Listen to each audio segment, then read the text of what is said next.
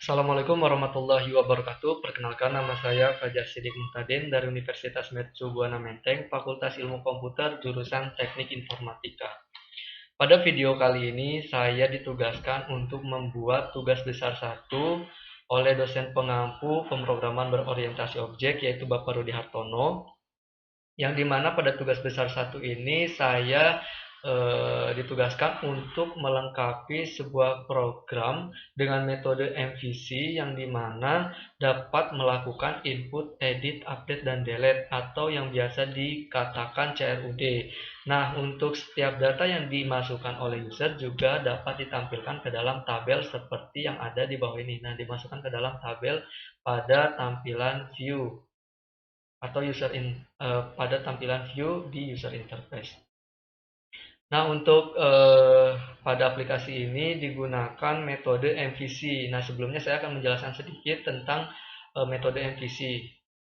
Nah, untuk metode MVC itu sendiri merupakan salah satu penerapan compound design pattern dalam pemrograman berorientasi objek, di mana konsep ini membedakan kelas-kelas yang mempresentasikan data atau model dengan kelas-kelas yang mengatur tampilan program pada view, dan kelas-kelas pengaturan data yaitu pada controller. Nah, untuk pembuatan MVC ini untuk awal-awal mungkin agak sedikit tidak mudah, namun apabila telah berjalan beberapa lama, mungkin kemudahannya itu akan dirasakan pada saat maintenance pada program yang sudah dibuat sebelumnya.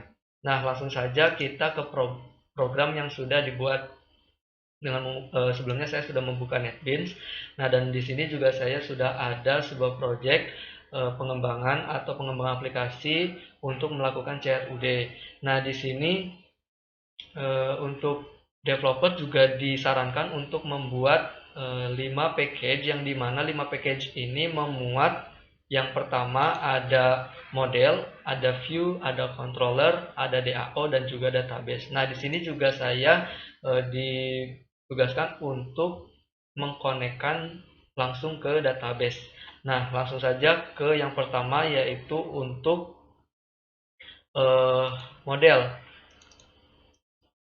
Sedikit penjelasan tentang model. Untuk model itu sendiri digunakan oleh aplikasi sebagai proses bisnis yang akan menampung data serta proses manipulasi yang terpisah dari bagian lain aplikasi. Nah, di sini seperti yang sudah dikatakan pada penjelasannya, yaitu untuk menampung data. Nah, sebelumnya di sini sudah dideklarasikan untuk variabel, yang dimana variabel ini digunakan untuk menampung data inputan hasil dari user, yang dimana memuat NRP, nama, angkatan, asal sekolah, dan juga di sini terdapat sebuah deklarasi yang dimana digunakan untuk perintah database atau query database itu sendiri. Nah, kemudian untuk metodenya di sini juga menggunakan metode seperti biasa, yaitu get and set, yang digunakan get untuk mengembalikan nilai pada variabel dengan menggunakan return. Nah, untuk menggunakan get itu ada yang namanya dengan menggunakan return untuk mengembalikan nilai pada variabel. Nah, kemudian ada juga set. Nah, set di sini yaitu metode setting untuk memberikan nilai pada variabel. Nah, yang selanjutnya kemudian kita bisa langsung ke controller. Nah, untuk package controller di sini ada kelas. Di sini kelas di sini itu memuat function-function, yang dimana function ini nantinya digunakan untuk kebutuhan pada saat di view, pada saat di package viewer. Nah, di sini seperti contoh ada function create. Nah, function create ini digunakan nantinya untuk membuat atau menginputkan data mahasiswa yang ada pada tampilan view. Nah, di sini juga ada function public, yang dimana function ini digunakan untuk dapat mengakses kelas-kelas di luar dari kelas ini. Nah, kemudian setelah ke controller, di sini langsung saja kita ke view. Nah, untuk view sendiri di sini sudah ada kelas entry data. Nah, untuk tampilannya seperti ini, yang dimana di sini memuat button delete, update, input, dan juga save. Nah, yang sebelumnya di sini hanya ada titel-titel saja. Nah, untuk membuat penamaan nomor, nama angkatan, sekolah asal, dan NRP, kita bisa klik kanan di tabel konten seperti di pertemuan sebelumnya. Kita bisa mengaturnya di sini untuk pengaturan titelnya. Oke, langsung saja kita ke functionnya. Nah, di sini ada kita jelaskan salah satu function delete di sini, yaitu apabila klik kanan dan kita mengklik event dan event apa yang akan dimunculkan. Nah, di sini source code-nya itu mengarahkan ke action performed J button 2 action performed. Nah, langsung saja kita cari untuk source ini di bagian source ini.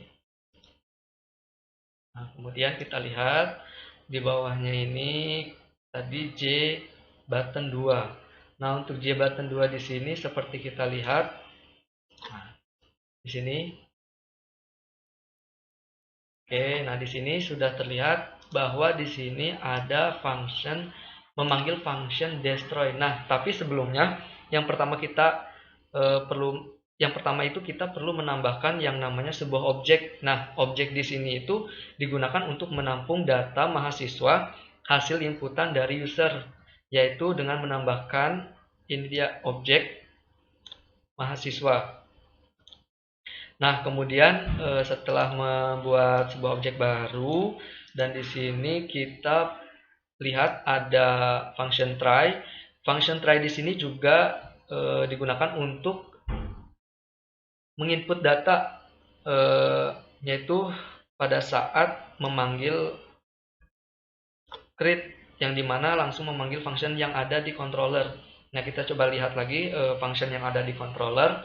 Untuk melihatnya itu di sini. Nah, di sini ada function create yang nantinya akan digunakan untuk menginput data. Di sini juga ada edit untuk mengupdate data, dan di sini ada yang namanya destroy.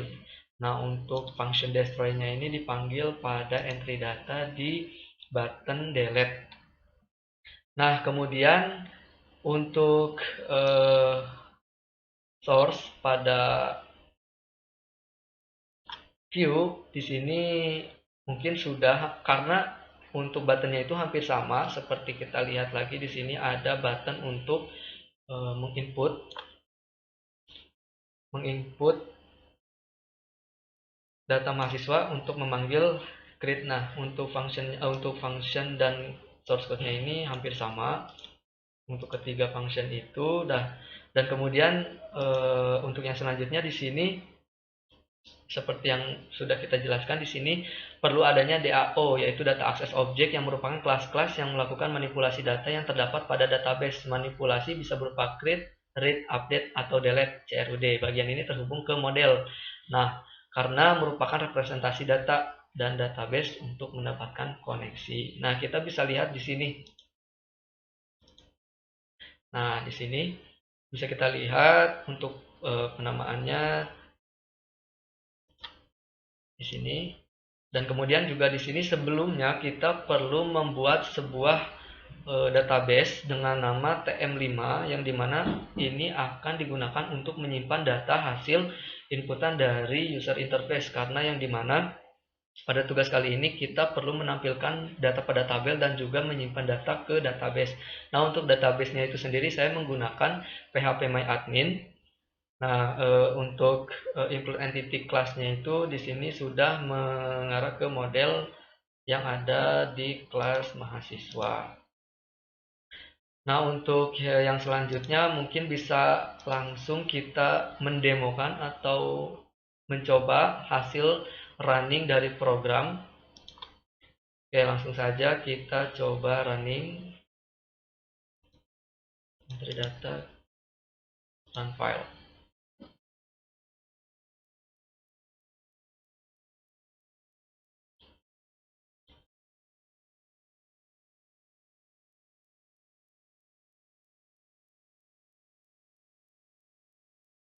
Oke, kita bisa langsung lihat.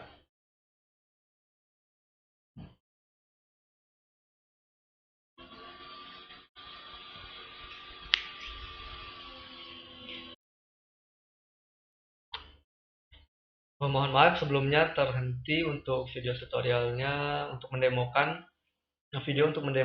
hasil running dari aplikasi. Nah, kita lihat di sini ada sebuah notifikasi error yang dimana error ini karena kita belum mengaktifkan XAMPP.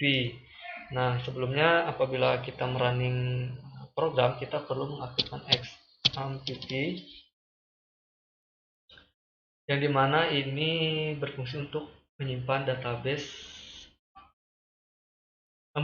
data ke database. Sorry, maksudnya seperti itu. Untuk melihat juga kita buka browser dan juga kita akan mengaktifkan XAMPP.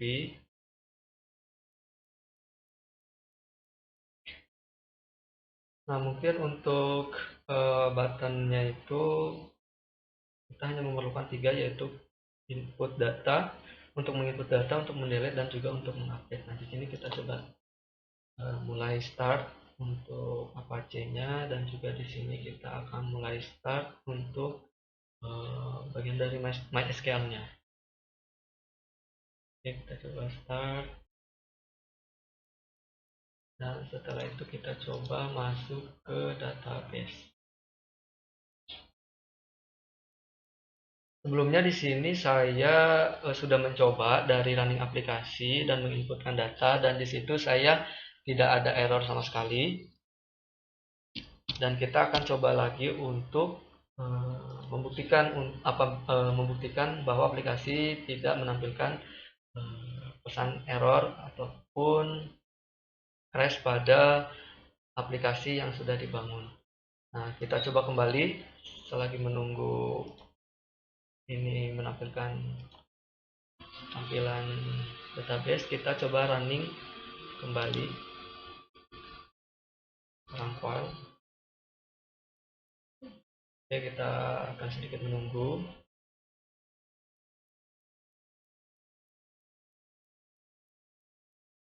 Ya, untuk tampilannya sudah tampil di sini, yaitu data mahasiswa, NRP, nama, angkatan, sekolah, SMA asal sesuai dengan tugas yang diberikan pada tugas besar 1 ini. Nah, di sini saya sudah menginputkan 2 data, yaitu dengan nama Fajar dan Sidik, dan kemudian kita akan menginputkan data yang selanjutnya. Nah, namun sebelumnya kita akan mengecek database yang sudah dibuat dan data-data yang sudah kita entry atau yang sudah kita masukkan.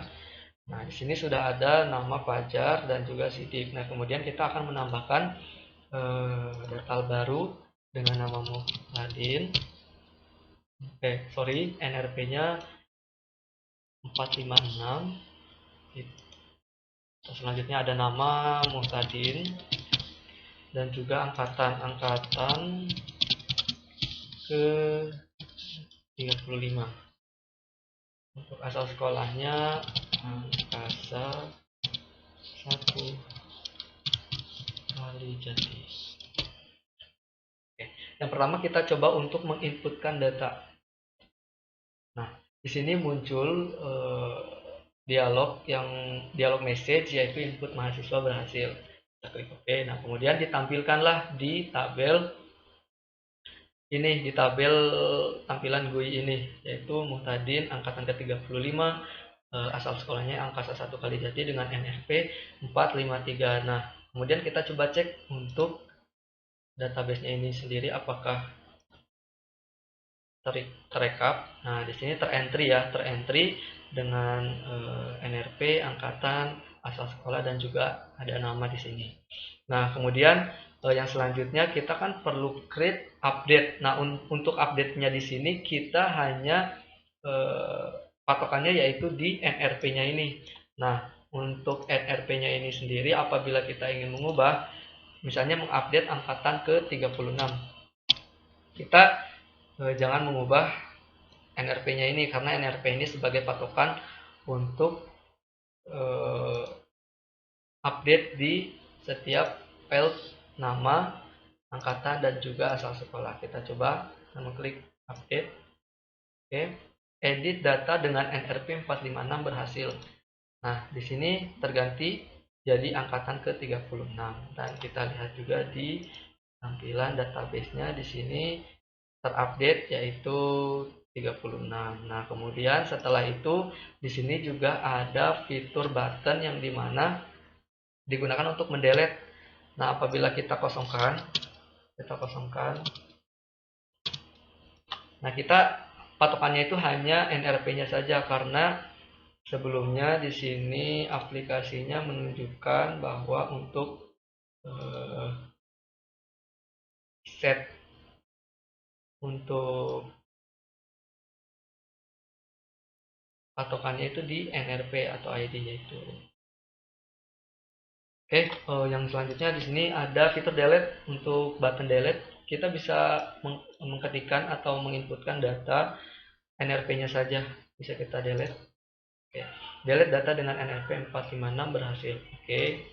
Nah, kemudian terhapus di tampilan tabel pada GUI dan juga kita lihat di tampilan database-nya di sini apakah terhapus. Nah, juga di sini terhapus. Nah, apabila NRP memasukkan data dengan NRP yang sudah ada, kita akan coba apakah memunculkan notif error atau tidak. Misalnya Muhtadin angkatan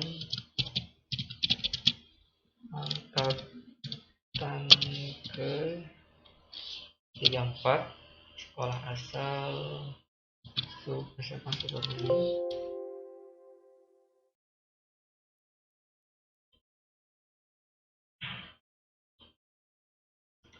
Sekolah asal SMA Sukabumi. Kita coba input. Nah, input gagal mahasiswa dengan NRP 345 sudah ada, mohon ulang kembali. Nah, di sini berarti patokannya bisa kita lihat di sini adalah NRP. Jadi kita coba menginputkan NRP yang lain 678. Kita coba input. Nah, input mahasiswa berhasil. Nah, mungkin untuk demonstrasi atau menunjukkan program hasil aplikasi sederhana untuk input data mahasiswa, cukup sekian dari saya. Apabila ada kekurangan, mohon dimaafkan. Dan juga sebelumnya saya menggunakan teks untuk menjelaskan dari beberapa penjelasan itu MVC, model, view, controller, DAO, dan database ini, yaitu apabila ada kesalahan, takutnya ada kesalahan, jadi saya membaca begitu agar terhindar dari kesalahan untuk penjelasan. Mungkin cukup sekian. Wabillahi taufiq wal hidayah. Wassalamualaikum warahmatullahi wabarakatuh.